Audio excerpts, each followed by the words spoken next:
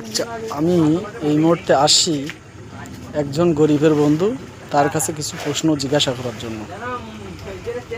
ঠিক আছে, সবাই দেখবেন, আপনারা সবাই মিলে এটা দেখবেন তানার বক্তব্যটা।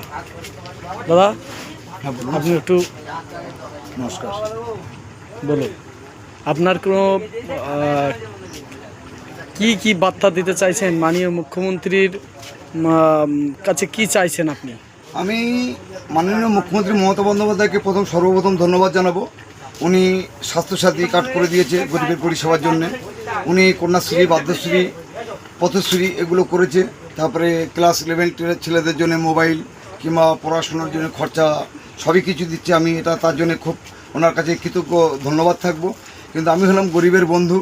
এটাই হলো কথা যে সামনে যে দুর্গাপুজো আসছে, আমাদের যে ঈদ গিয়েছে,